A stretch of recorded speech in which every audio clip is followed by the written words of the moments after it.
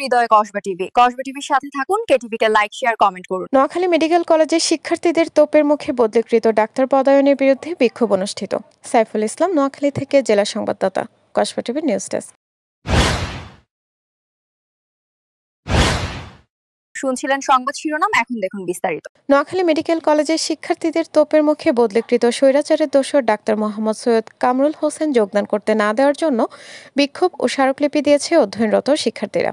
Medical কলেজের অধ্যক্ষের বরাবর স্মারকলিপিতে শিক্ষার্থীরা উল্লেখ করে যে, আমরা লক্ষ্য করছি যে গত 7ই সেপ্টেম্বর 2024 শিক্ষার্থীদের গণ আন্দোলনের মুখে ডাক্তার মোহাম্মদ সৈয়দ কামরুল হোসেনকে 23শে সেপ্টেম্বর 2024 অত্র কলেজ থেকে বদলি করতে বাধ্য হয় প্রশাসন।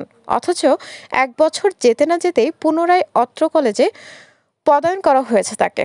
তিনি অতীতে স্বৈরাচারী শাসনের সরাসরি সহযোগী হিসেবে কাজ করেছেন এবং গণতন্ত্র বিরোধী কর্মকাণ্ডে সক্রিয়ভাবে অংশগ্রহণ সহ সাধারণ মানুষের মত প্রকাশের অধিকার দমনে ভূমিকা রেখেছেন। তিনি আওয়ামী সমর্থিত স্বাধীন চিকিৎসক পরিষদ সাচিব এর একজন সক্রিয় নেতা। একই সাথে জুলাই যোদ্ধাদের বিরুদ্ধে সরাসরি অবস্থান করেন। জুলাই গণ অভ্যুত্থান দমনে প্রত্যক্ষ ভূমিকা রাখেন এবং আহত জুলাই যোদ্ধা আহতদের চিকিৎসায় বাধা প্রদান করেন। একটি শিক্ষা প্রতিষ্ঠান হল মুক্তচিন্তা, মানবিক মূল্যবোধ এবং গণতান্ত্রিক আদর্শ চর্চার পবিত্র স্থান।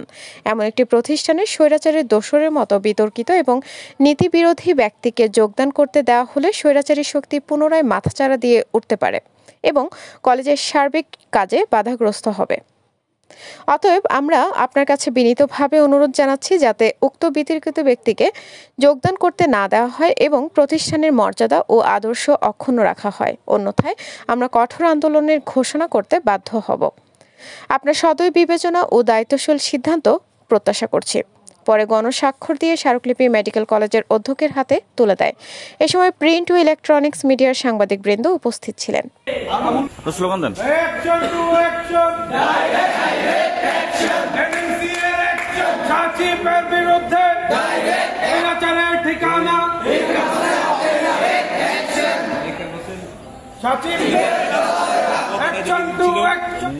ছাত্র সমাজ জেগে উঠেছে, আমরা